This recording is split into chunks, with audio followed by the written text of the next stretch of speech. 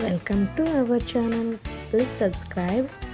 ಪಕ್ಕದಲ್ಲೇ ಕಾಣುವ bell button ಮೇಲೆ ಕ್ಲಿಕ್ ಮಾಡಿ. ಸ್ವಾತಂತ್ರ್ಯ ದಿನಾಚರಣೆಯ ಭಾಷಣವನ್ನು ಸಂಕ್ಷಿಪ್ತವಾಗಿ ಹೇಗೆ ಹೇಳುವುದೆಂದು ತಿಳಿದುಕೊಳ್ಳೋಣ. ಈ ಸಭೆಯಲ್ಲಿರುವ ಎಲ್ಲರಿಗೂ ಹಾಗೂ ಸ್ವಾತಂತ್ರ್ಯ ದಿನಾಚರಣೆಯ ಶುಭಾಶಯಗಳು.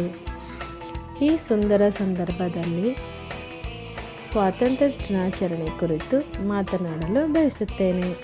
ಈ ದಿನ ನಾವು 78ನೇ ಸ್ವಾತಂತ್ರ್ಯ ದಿನಾಚರಣೆಯನ್ನು ಆಚರಿಸುತ್ತೇವೆ. ಆಗಸ್ಟ್ 15, 1947ರಂದು ಭಾರತವು ಸ್ವಾತಂತ್ರ್ಯ ಪಡೆಯಿತು. ಸುಮಾರು 200 ವರ್ಷಗಳ ನಂತರ ಬ್ರಿಟಿಷ್ ಆಳ್ವಿಕೆಯು ಅಂತ್ಯಗೊಂಡು ಅಖಂಡ ಭಾರತ ನಿರ್ಮಾಣವಾಯಿತು. ಈ ದಿನಕ್ಕಾಗಿ ಲಕ್ಷಾಂತರ ಹೋರಾಟಗಾರರು ಪ್ರಾಣ ಬಿಟ್ಟಿದ್ದಾರೆ. ಈ ದಿನ ಸ್ವಾತಂತ್ರ್ಯ ಹೋರಾಟಗಾರರ ಧೈರ್ಯ, ನಿಸ್ವಾರ್ಥತೆ, ತ್ಯಾಗವನ್ನು ನೆನಪಿಸುತ್ತದೆ. ಇದನ್ನು ನಾವು ಜಾತಿ ಭೇದ, ಧರ್ಮ ಭೇದವಿಲ್ಲದೆ ನಾವೆಲ್ಲರೂ ಭಾರತೀಯರು ಎಂದು ಆಚರಿಸೋಣ. ಜೈ ಹಿಂದ್, ಜೈ ಭಾರತ.